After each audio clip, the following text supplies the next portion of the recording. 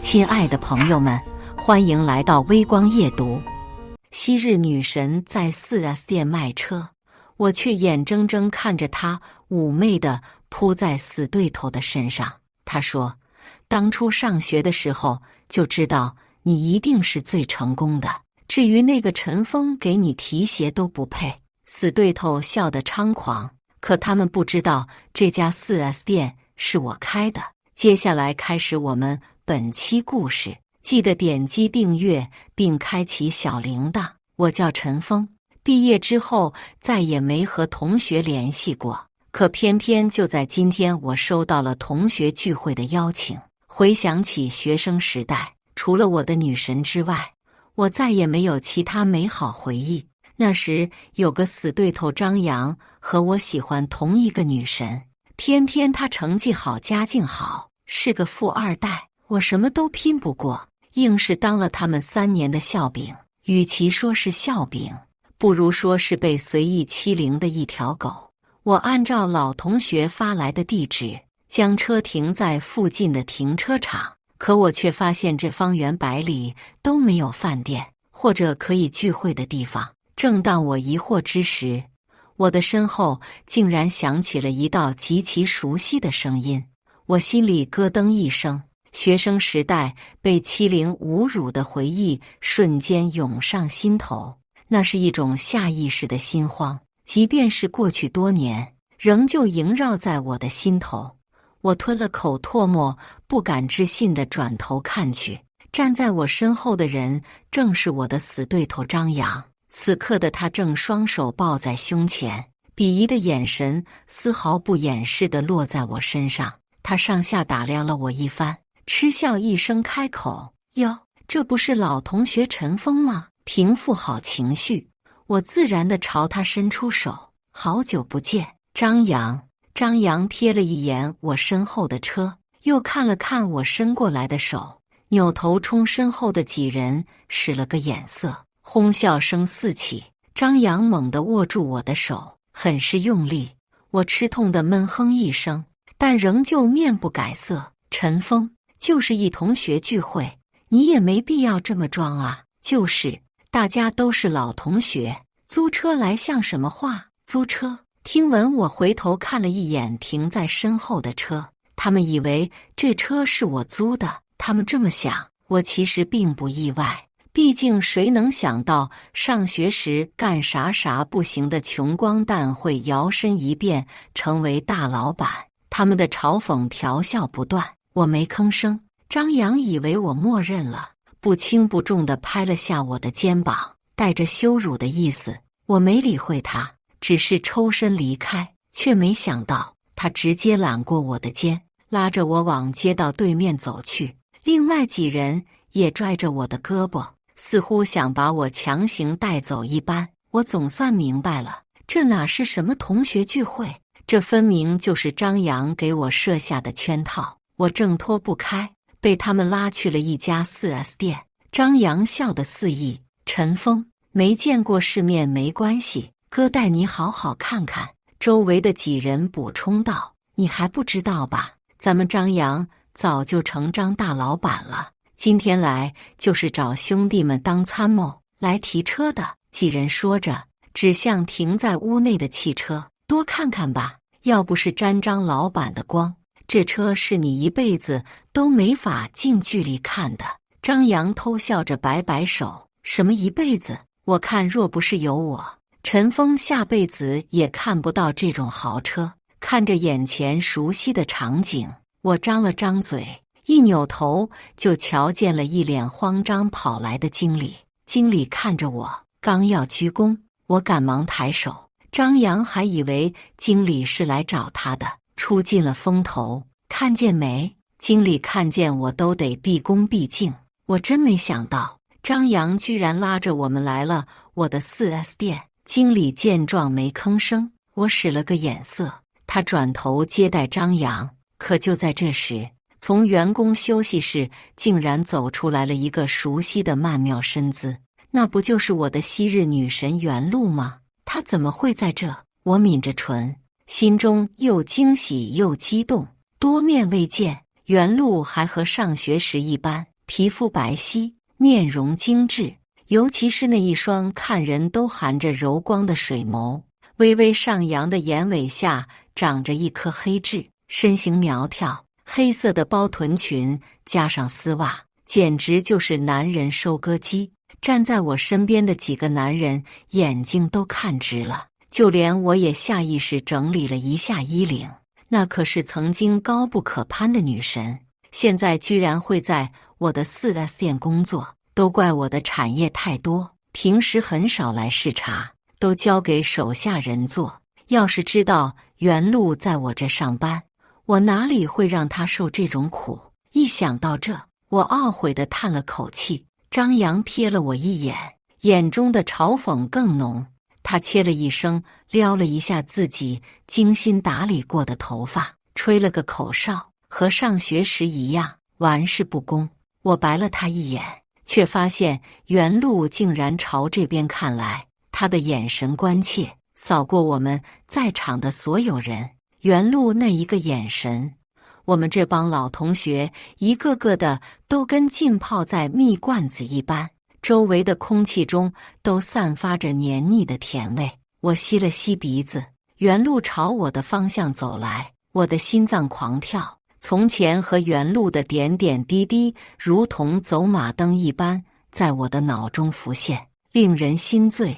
当初我的确比不上张扬，但如今我可以说我不比张扬差半点，甚至可以给他比张扬好上千百倍的生活条件。原路的黑棕色卷发散着，随着他的动作摇晃，包括他心口处傲人的浑圆。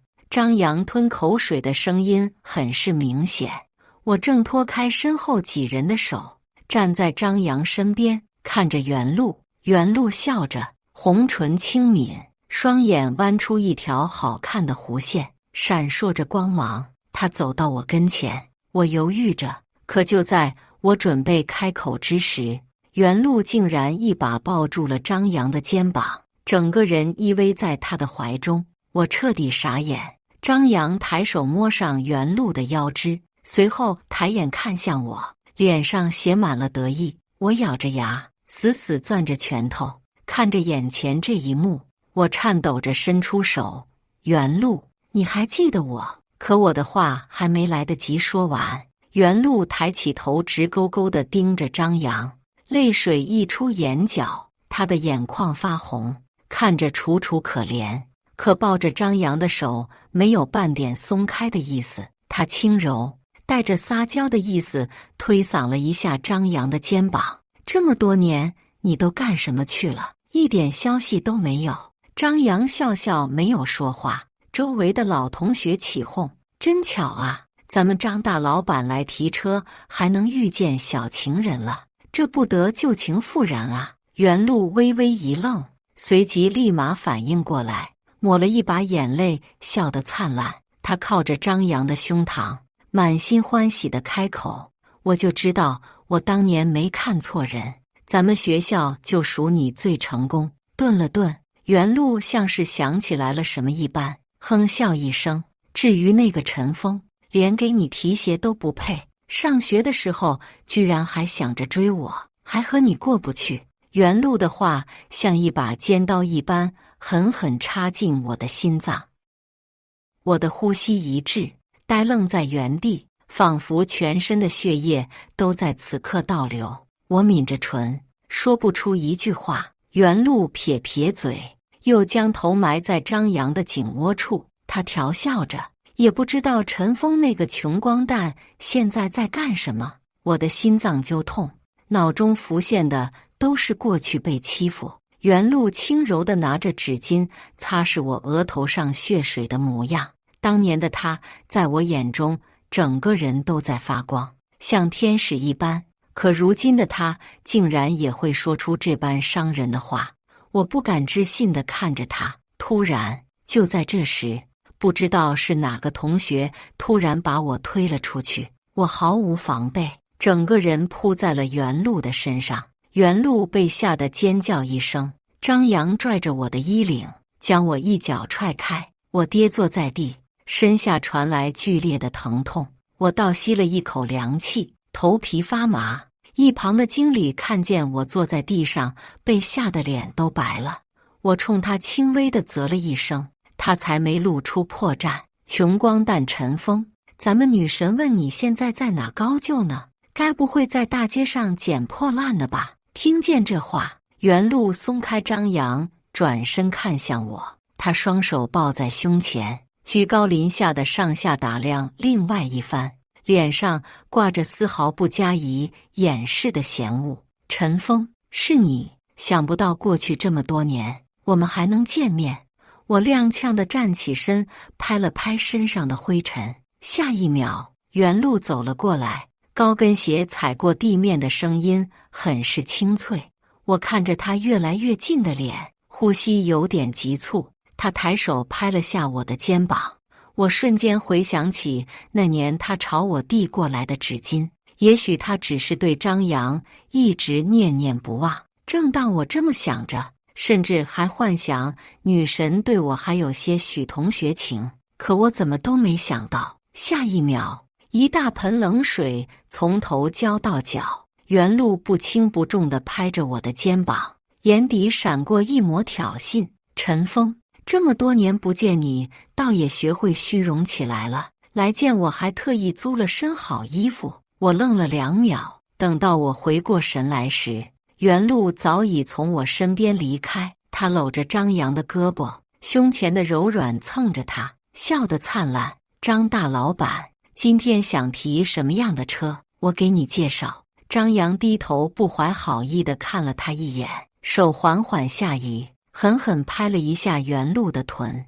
原路娇哼出声，找一个方便在车里的，到时候跟你试试。你坏。原路推搡着，却没有丝毫拒绝的意思，一副假装矜持的模样。我看得作呕，胃里翻江倒海。这时，张扬搂着原路走到我身边，又揽过我的肩膀，带着我往屋里走。陈峰，你就别癞蛤蟆想吃天鹅肉了，你也不撒泡尿照照自己，你哪里配得上原路？原路附和着张扬的话，就开始，没镜子总有尿吧？还是说你的尿都是哑光的？我死死攥着拳头，看着他们肆无忌惮地嘲笑讽刺我，和上学时一样。我明明什么都没做错，偏偏成为这帮人的攻击对象，简直忍无可忍。一个傍大款的和一个假大款，天造地设的一对，我哪里比得上？我嘲讽地开口。张扬似乎也没想到我会说出这种话，眼底闪过不可思议。他先是一愣，随后搂着原路的手更紧了。原路的眉头紧锁，疼得闷哼一声。张扬长舒一口气，太阳穴似乎都在抽抽。他的脸上写满了怒火，但还是扯出些许笑容，大力地拍了下我的肩膀。陈峰，你可别吃不到葡萄说葡萄酸，我和原路是情投意合。再说我有钱全世界都知道，怎么到你嘴里就成了假大款？我切了一声，烂葡萄，除了你谁会吃？此话一出，原路急了，他挣脱开张扬的手，一个箭步冲到我跟前，抬手扇了我一巴掌。我毫无防备，硬生生接了下来，啪的脆响在我的耳边回响。我的大脑在这一瞬间一片空白，偏过头，我下意识地捂着疼痛的脸颊。就在我愣神的功夫，张扬冷哼一声，抬手竟也打来，麻痹。我疼得半张脸几乎麻木，淡淡的铁锈味弥漫在我的口腔。我舔了舔下牙，随后朝着张扬吐出一口带着血丝的唾沫。张扬怒吼：“你他妈有病吧！”看着他抹了一把脸，我笑着，到底是谁有病？却没想到，几乎在下一刻，张扬猛地伸手抓住了我的衣领，他把我拽到跟前，膝盖狠狠顶在了我的小腹上，钻心的疼痛，冷汗打湿了我后背的衣物。我捂着小腹，蜷缩在地上。周围看热闹的老同学大步走上前，拍手叫好。见状，张扬更来劲了，拳头毫不留情地砸在我的脸颊上。我被他按在地上，他骑在我身上，我甚至没有反抗的意思。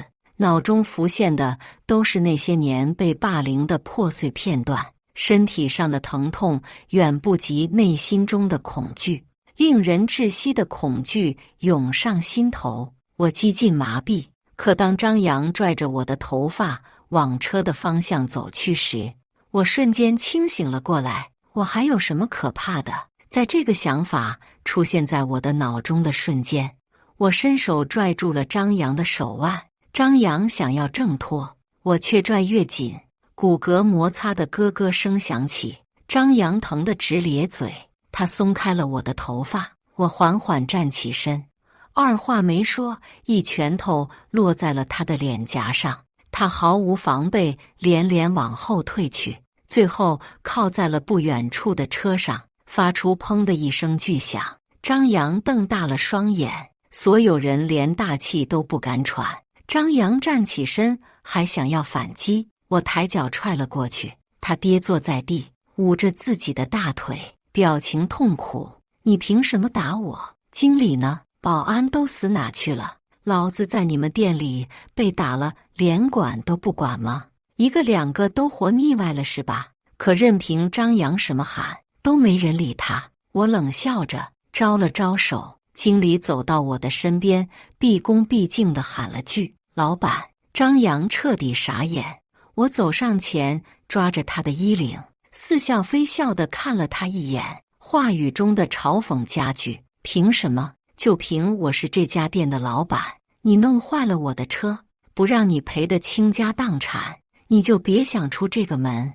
张扬被震惊地张大了嘴，当然不只是他，袁路和其余几个老同学被吓得倒吸了一口凉气。谁都想不到这家 4S 店是我开的。好半晌，张扬反应过来，缓缓站起身，颤抖着手指着我，嘴角的弧度轻蔑。陈峰，你蒙我的吧？这经理该不会是你花钱雇来陪你演戏的吧？他大笑着，似乎根本不信我的话。就连袁路都走到了张扬身边，对我这种找人演戏装逼的可耻行为感到厌烦。他说：陈峰没钱不丢人，但你又穷又爱装，我是真的看不上。我感到一阵好笑。袁路搂着张扬的胳膊，趾高气昂地看着我，那眼神就像是在什么垃圾一般。我攥着拳头没吭声，张扬还以为我默认了。理亏说不出一句话，他招呼来看热闹的其他几个老同学，一起嘲讽我。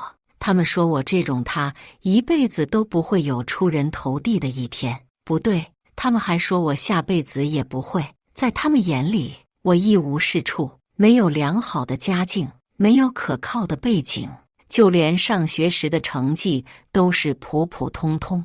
我什么都比不上张扬，又怎么可能比张扬混得好？打压嘲讽如同暴雨一般倾泻，砸在我的身上。我攥着拳头的手越发的紧，学生时代不堪的记忆涌上心头。可现在我真的还需要怕他吗？我想我根本用不着。我抬手，经理关上了大门，伴随着落锁的声音，屋内的光线逐渐昏暗。我咬着牙，牙齿被我咬得咯咯作响，声响回荡在寂静的店内。张扬顿感不妙，连连往后退去。陈峰，你要干什么？经理走到我身边，老板，门锁好了。这荒郊野地的，就算他喊破嗓子，也不会有人听见。一听见这话，我嘴一咧，乐了出来。我站在原地，甚至都没用动弹半步。张扬被吓得不知道往后退去了多远，他招呼来其他几个同学站在他身边，企图用人数来压垮我的气势。但我知道，周围的几个同学不过是看在他有钱的份上才追随他。要是我来真的，相信下一秒我不再犹豫，大步冲上前，拽着张扬的衣领，将他撂倒在地，拳头一下又一下地砸在他的脸颊上，汗水顺着我的脸颊往下流。我狰狞着脸，看着张扬痛苦又无法反抗的神情，周围没有一个人上前帮忙，都在我的身后观望着，如同学生时代的我一样孤立无援。我并不想成为张扬那样的恶人，只是恶人还需恶人磨。张扬的口水顺着嘴角流出，掺杂着丝丝血水。他的表情痛苦，五官扭曲，愤怒写满了他的脸。他伸手想要抓我的头发，却被我抓住了手腕。我甩开他的手，站起身，踩在他的手背上。记忆中那些苦楚、不甘和屈辱，那些种种回忆，带着血迹的画面，在这一刻全数破碎。不知道过去多久，直到原路的求饶声在我的耳边响起。我攥着的拳头停顿在半空中，他拉着我的胳膊，我恢复了些许理智，但还是呆愣在原地。原路的眼眶哭得红肿，脸上挂着泪痕，眼中满是恐惧。我回过神，僵硬地挣脱开他的手，随后站起身。原路见状，赶忙走上前，扶起张扬。张扬的嘴角渗血，鼻青脸肿地靠在车边上。原路焦急地查看他的伤势，我有些疑惑，原路这种拜金的女人，现在怎么还会站在张扬那边？正当我思索着，原路直起身，像是站在了道德最高点一般，对我指指点点。就算张扬揭穿了你的谎言，你也不至于打人啊！没钱就没钱，打人做什么？我满头黑线，感情事到如今，原路都没相信我的话。我摆摆手，坐在了不远处的椅子上，抽出纸巾擦干净了手背上的血迹。我的手掌酸痛，给张扬的那几下力道太重了。张扬见我坐在那摇晃着站起身，他随意地抹了一把嘴边的血水，双眼猩红，像是燃烧着滔天般的怒火似的，对着我破口大骂：妈的，我是不是给你点脸了？敢打老子！老子今天讹得你裤衩子都穿不上！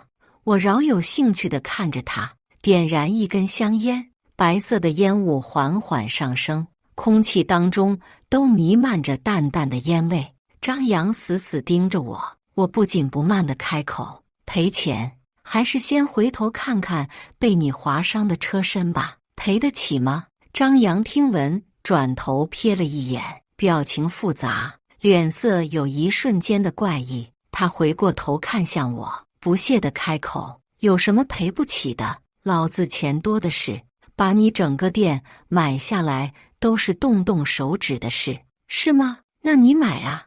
我顺着他的话继续说：看在咱们多年老同学的份上，我给你优惠，现在就走流程怎么样？我这小店不值几个钱，咱们张总说买不就是轻飘飘吗？我说着，张扬的额头上布满细密的汗珠。周围的几个同学起哄，让张扬买下来，好好教训我一番。就连原路都拉着他的胳膊，用着所有人都能听见的音量开口：张扬，你赶紧把车都买下来，用钱砸死他！原路得意地看着我，一直默不作声的张扬却在此刻面露难色。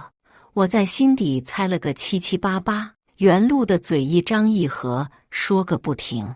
张扬被他说烦了，直接翻脸不认人，甩开了原路的手。原路一愣，不敢置信张扬会是这种不耐烦的态度，但他还是压制着怒火，好声好气地握住张扬的手。张扬，你怎么了？脸色这么不好？此话一出，本就心虚的张扬直接暴怒，一巴掌甩在了原路的脸上。老子用不着你操心！原路被打懵了，好半晌都没回过神来。我看着手表，时间一分分的过去，开始出言催促张扬：张扬，咱们都是老同学，你该不会赔不起在这逞能吧？张扬猛地抬起头，咬牙切齿，攥着拳头，看样子此刻的他恨不得冲上来给我两拳，但他不敢。心中的猜测越发的真实，气氛尴尬至极。我扯出一抹笑容，看向一边的原路：张扬赔不起，那赔怎么样？袁路被吓得直哆嗦。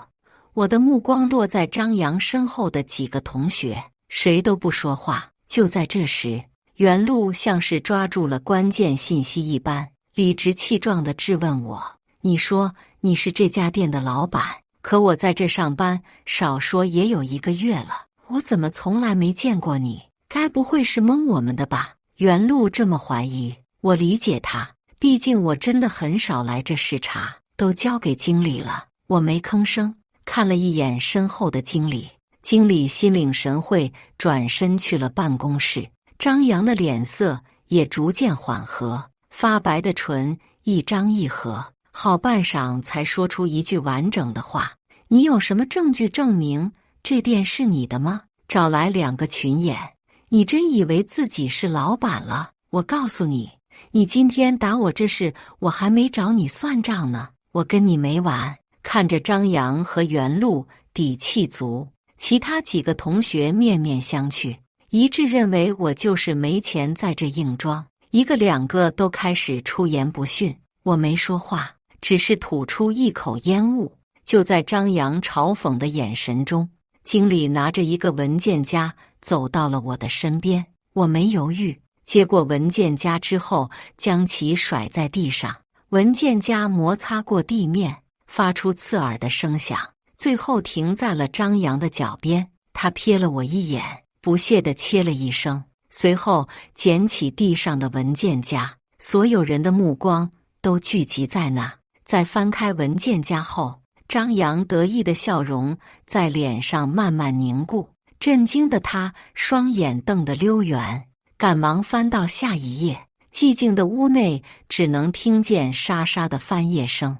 张扬越翻越快，呼吸也越来越重，袁路的表情也慢慢变得惊恐、不可思议，直到文件夹哐当一声掉在地上，声音回荡在所有人的耳边。文件夹摊开，里面是一张企业营业执照，而那上面赫然写着我的名字：陈峰。经理捡起文件夹交在我的手上，我看着他们一个个跟瘪茄子一般的脸，打趣道：“怎么不往后翻翻？后面还有品牌授权证明。”我说着翻阅着文件，漫不经心地抬眼看去。在我看去的瞬间，袁路搂着张扬的手一下子就松开了。他抬手整理了一下自己有些凌乱的头发，又在不经意间将自己的领口往下扯了扯。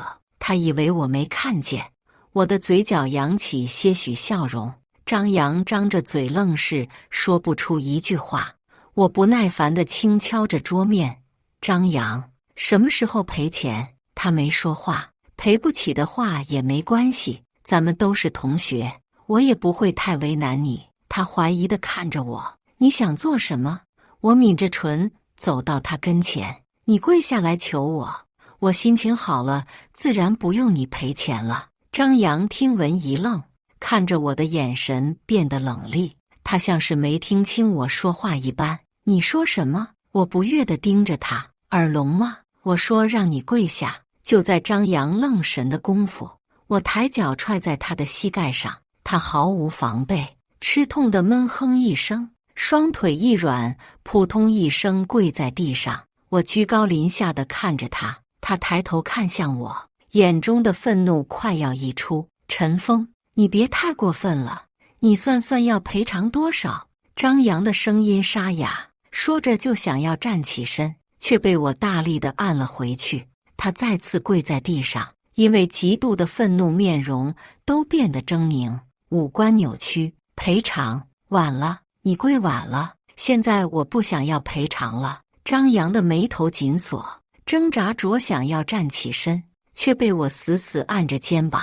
他瞪着我：“那你要干什么？”“老子不差钱，你想要多少钱我都能给你。”我摸了摸下巴，啧了一声：“真不差钱。老子都来你这看车了，还能差钱？”他讥讽着。我的唇角勾起笑容，抬手指向那辆车身被划伤的车。划伤不大，但是远看也很明显。张扬翻出钱包，抽出银行卡，甩在地上。我瞥了一眼，冷冷地开口：“我要你把那车买下来，不然别想出这个门。”张扬听见这话，舔了舔唇，有些犹豫，但还是抽出另一张卡丢在地上。我捡起那2张银行卡，俯视着他：“我买你的车，你还想怎样？”张扬的气势明显弱了下来，我二话不说，将银行卡砸在他的脸上，只听见啪的一声，张扬的脸以肉眼可见的速度腾的一下红了，不知道是被打的还是气的，他颤抖着指着我的。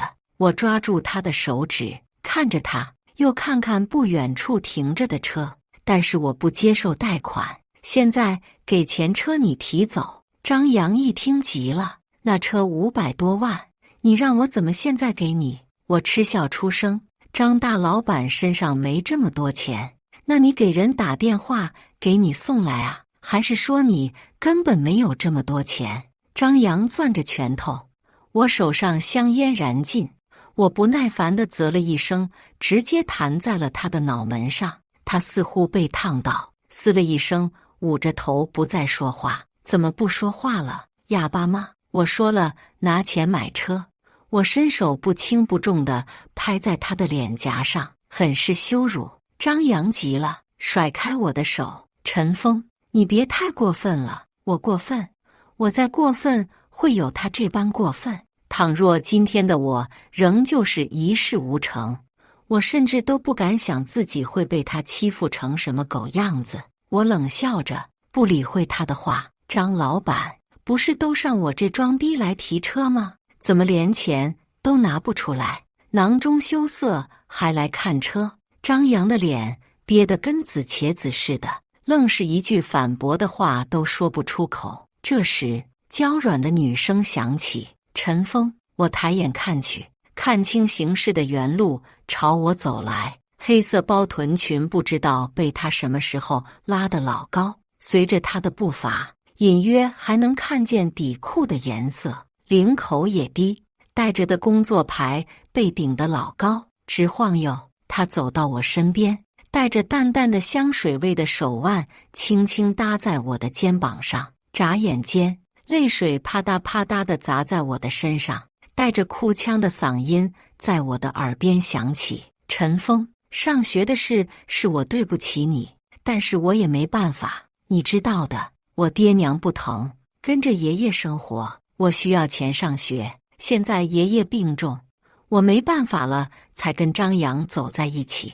爹不疼娘不爱，跟着爷爷生活。爷爷重病没钱，我都怕原路下一句说他要靠着卖茶叶给爷爷治病，要我买他的茶叶，这也太假了。但我还是笑着，没有抗拒他落在我身上的手。柔软的手掠过我的胳膊，带着些许温度。我抿着唇，他笑得媚眼如丝，本就勾人的眸，在此刻更是勾得人移不开视线。女人的手指抚摸过我的脸颊，她凑到我跟前，吐出的温热气息喷洒在我的脖颈处，痒痒的。上学的时候怎么看不出原路有着勾引男人的本事？当初只觉得她是遥不可及的山间雪莲，清纯高贵，却没想过她会有如此模样的一天。眼前的女人样貌逐渐和我记忆中的女神剥离，简直判若两人。她身上散发出来的廉价香水味熏得我脑仁疼。我朝她伸出手，原路的小脸一红，很是羞涩，但她的手还是轻柔地搭了上去。可他没想到下一秒，我大力地将他甩到一边。碍眼，我只说了2个字。原路宛如晴天霹雳一般，实话在当场，估计他也不相信。从学生时代就开始暗恋追求他的我，会在此刻拒绝他。他有些下不来台，又有些不敢置信，磕磕巴巴地开口质问我：“陈峰，你不是做梦都想得到我的吗？现在美梦成真，你不高兴？”可笑至极。看着原路的模样，我的胃里翻江倒海。倘若放在从前，我真的会为自己得到女神的青睐高兴得睡不着。但如今，女神早已变了模样。我冷笑出声：“烂葡萄我可不稀罕，你身上的廉价香水味都快把我熏吐了，一定要我说的这么难听吗？”原路气急败坏，我不紧不慢地从钱包抽出2张红色钞票，塞进了原路敞开的领口。卷起的白色衬衫和他胸口处的钞票形成鲜明对比，甚至隔着衣料还能看见里面穿着的蕾丝衣物。原路被气得脸跟撞破了皮的柿子似的，红得要滴血。他怒气冲冲地走到我面前，抽出那200块钱，狠狠砸在了我的脸上。原路的呼吸急促，胸口剧烈起伏着，显然是被我刚才的举动气了个半死。带着香水味的钞票从我脸上滑落，我啧了一声，摆摆手，想要驱散周围呛人的味道。陈峰，你有钱就了不起吗？200块钱在这羞辱谁呢？他愤怒地喊着。一片死寂的屋内被他的怒火包围，我只觉得周围的温度都在升高。这时，好半天不说话的张扬拍了拍身上的土，板着脸走到了我的跟前，站在了原路身边。我以为他来找茬，却没想到下一秒他竟然自己跪在了地上。都是原路那婊子势利眼，跟我没半毛钱关系。既然他是卖车的，车坏了他赔。这突如其来的甩锅搞得原路一愣一愣的，他诧异地指着自己，又疑惑地看着张扬。他怎么也想不出张扬居然会说出这种话。张扬见我不吭声，缓慢地移动到我的脚边，抓住了我的裤腿。他笑得谄媚：“陈峰，之前的事您大人不计小人过，是我有眼不识泰山了。还有上学的事情，我真的很抱歉，那时候年少轻狂不懂事，您多担待。”他不断说着，拉着我的裤腿。此刻的他和当年的我几乎没区别，跪在地上，像一只摇尾乞怜的狗一般，求得我的原谅。我瞥了他一眼，之前的事几句话就想一笔勾销吗？我质问他。张扬吞了口唾沫，声音有些颤抖：“只要您能高抬贵手放过我，让我做什么我都愿意。”我看了一眼停在那边的车和跪在我身边的张扬，他那一身不便宜，我要他赔钱。他虽然有点犹豫，但还是抽出了2张银行卡。他定是有点钱，但是根本够不上我这的车。带着老同学又把我喊出来，无非就是想装把大的，却没想到在这会遇见原路。原路那么捧，让他失了分寸，真以为自己是什么大老板了。可他万万没想到，这店居然是我的。我轻笑出声，丝毫不掩饰对他的嘲讽，但很快又做出一副回忆的模样，伸手拍了下张扬的肩膀：“当初上学时，我弄坏了你的手表，你让我跪在地上扇自己嘴巴，还记得吗？”张扬微微一愣，尴尬地笑着。我盯着他，他抿了抿唇，随后颤抖着抬起手，犹豫再三。在我的注视下，他闭上眼，咬着牙扇了自己一巴掌。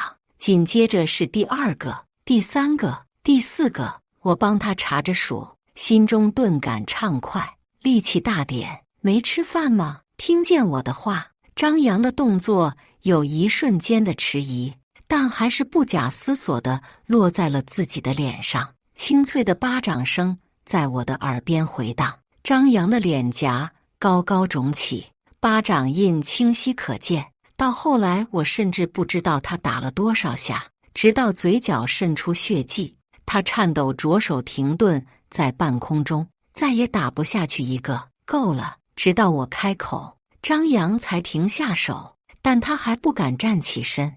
我转头看向一边的原路，他的头发散落，一副要吃人的厉鬼模样。有几个臭钱有什么了不起的？他的声音尖锐，吵得我心烦意乱。我啧了一声，看向张扬。张扬也是个明白人，站起身，拽着原路的头发就将他撂倒在地。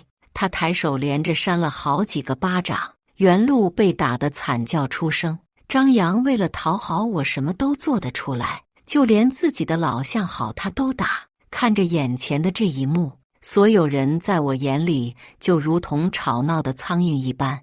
我蹙眉招呼经理把门打开，门缓缓打开，些许光亮照进。我不再理会这帮人，吐了口唾沫，起身离开。正当我走到门口时，张扬抬起头看向我：“陈老板，那钱还用我赔吗？”我甚至都不用回头，都能感受到张扬落在我身上的期待目光。赔钱？我哼笑出声。我说过你不用赔钱了吗？话音未落，打斗声戛然而止。张扬气愤到语无伦次的骂声响起，可下一秒，骂声停了，取而代之的是他的惨叫声。我偏过头看去，鼻青脸肿的袁路抓着张扬的胳膊，狠狠咬了下去。打斗声此起彼伏，老相好见面变仇人。上学时那些不堪回首的记忆终于粉碎，多少年的心结在此刻彻底疏解。为了钱，人真的什么都能干出来。感谢大家的观看，本期故事精彩吗？欢迎大家在下方评论区吐槽。如果你喜欢这类故事，记得点击订阅微光夜读，并分享给更多的人，这会对我帮助很大。再次感谢大家的观看。